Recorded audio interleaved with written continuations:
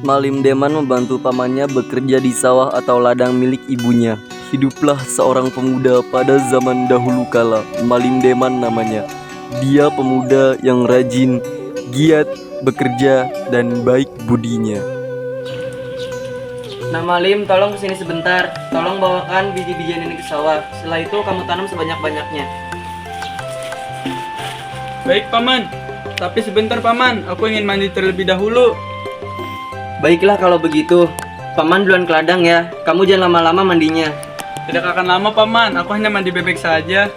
Ada-ada saja kamu ini. Haha.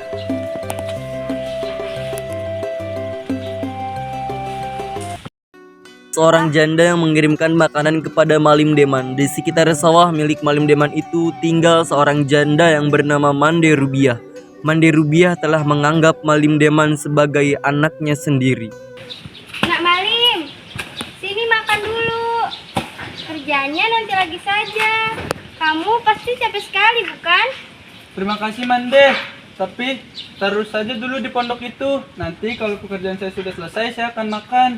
Sama-sama nak, ya sudah. Ini Mande taruh pondok. Tapi janji harus dimakan. Terima kasih Mande, maaf merepotkan. Mande Rubiah pun kembali ke rumah miliknya dan Malim melanjutkan pekerjaannya. Saat malam hari, Malim merasa sangat haus dan tidak sengaja mendengar suara beberapa perempuan di belakang pondok Mande Rubiah. Duh, haus sekali. Rasanya aku ingin minum. Sekalian makan yang tadi telah disediakan oleh Mande Rubiah. Tiba-tiba Malim Deman mendengar suara di belakang pondok Mande Rubiah dan sambil berjalan berjingkat-jingkat, Malim Deman menghampiri sumber suara yang mencurigakan tersebut. Ada suara apa itu? Seperti ada suara perempuan. Apa hanya perasaanku saja ya?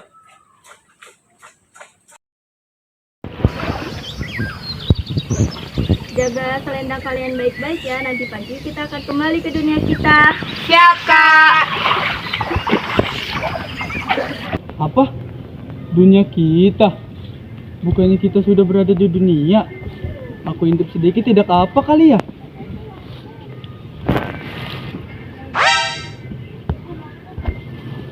Malim pun terpejat ketika melihat 7 bidadari tengah mandi di kolam yang terletak di belakang pondok Mande Rubiah. Malim Deman sangat terpesona melihat kecantikan bidadari itu ketika wajah mereka terkena sinar rembulan yang tengah purnama.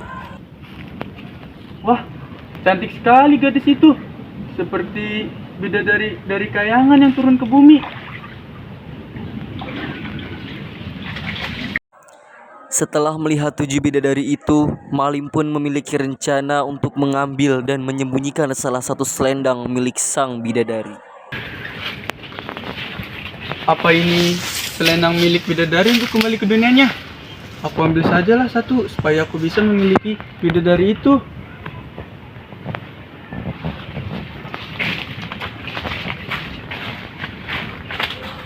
Malim kembali ke sawah untuk bekerja sambil membawa selendang milik sang bidadari. Menjelang waktu pagi, 7 bidadari itu berniat kembali ke kayangan. Tetapi selendang milik adik bungsunya itu hilang. Maka keenam kakaknya pun turut membantu untuk mencari selendang milik si bungsu. Ayo kita pergi dari sini sebelum matahari muncul. Ayo selendang kalian masing-masing ya, jangan sampai tertukar. Siap.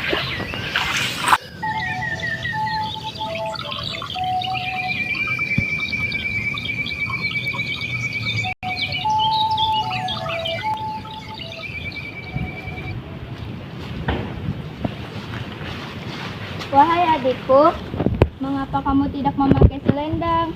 Ayo segera pakai selendang. Sepertinya selendang milikku hilang kakakku. Apa kakak lihat ada yang menyusup ke sini? Kakak tidak melihat ada seseorang di sini. Kalau begitu, ayo kita cari sama-sama sebelum matahari muncul.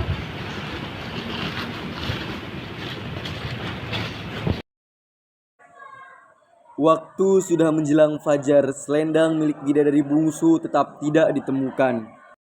Wahai adikku, sepertinya kita tidak bisa menolong kamu. Matahari sudah mulai muncul. Kita harus balik ke kayangan sebelum para pribumi melihat kita. Kakak ingin meninggalkan aku sendirian di sini. Aku takut sekali Kak di sini.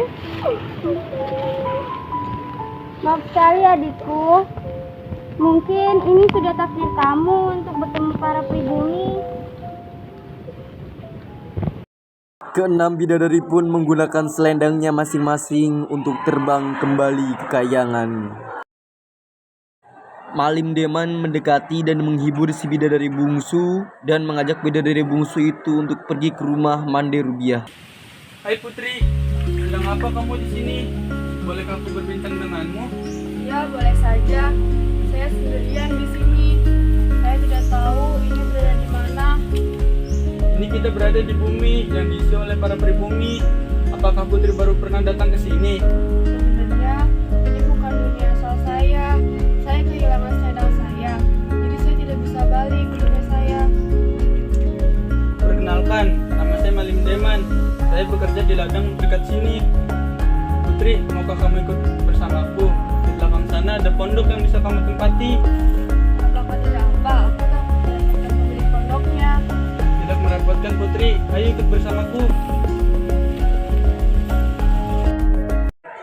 Sesampainya di rumah Mande Rubiah, Permisi Mande, ini aku Malim Deman.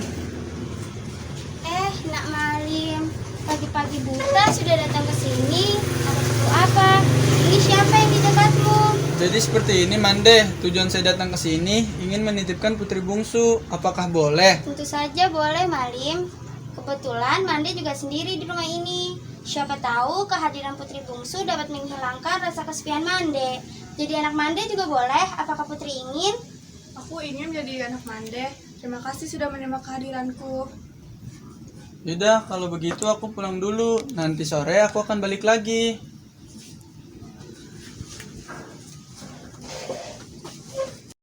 sesampainya di rumah, Malim Deman menceritakan kejadian yang ia alami. Ibunda di mana? Ada yang ingin kusampaikan pada ibu. Ibunda sedang di belakang, nak. Ada apa? Ada yang ingin kau sampaikan? Malim Deman menceritakan apa yang ia alami kepada ibundanya. Setelah Malim Deman menceritakannya, Malim Deman meminta ibunya untuk menyembunyikan selendang Seperti itu. ini, Ibu. Aku minta tolong untuk menitipkan selendang ini. Kalau bisa, sampai tidak ada yang bisa menjumpai. Baik anakku, akan kusimpan selendang ini di tempat yang sangat tersembunyi. Malim Deman kian rajin berkunjung ke rumah Mande Rubiah untuk menemui putri bungsu. Malim, seringkali kamu berkunjung ke sini. Apa kamu tidak bekerja? Sebelum berangkat bekerja, aku menemui dirimu dulu supaya kerjaku tambah semangat. Lucu ya kamu, padahal jika ingin bersemangat, makan saja yang banyak. Kurang semangat itu Putri, ini sudah menjadi kebiasaanku untuk menemui dirimu. Sejak awal Malim Deman jatuh cinta dengan putri bungsu, begitupun dengan putri bungsu. Ia juga jatuh cinta dengan seorang malim. Akhirnya mereka pun menikah dan memiliki anak laki-laki yang bernama Sultan Duano. Putri bungsu kesal karena sejak Sultan Duano lahir, perangai Malim Deman menjadi berubah. Kenapa ya suamiku semenjak anak kita lahir, dia malah menghabiskan waktunya di area perjudian ayam.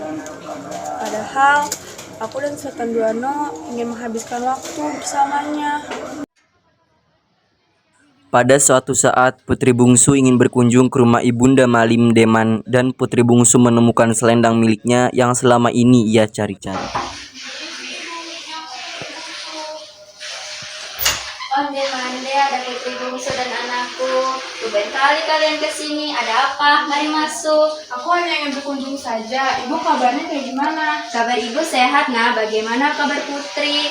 Sebentar ya, ibu ingin ke dapur, ingin membuatkan minum. Tidak usah Bu, biar saya saja. Ibu main saja dengan Sultan Duano. Baiklah, kebetulan saya kangen banget dengan cucunya. Mari sini.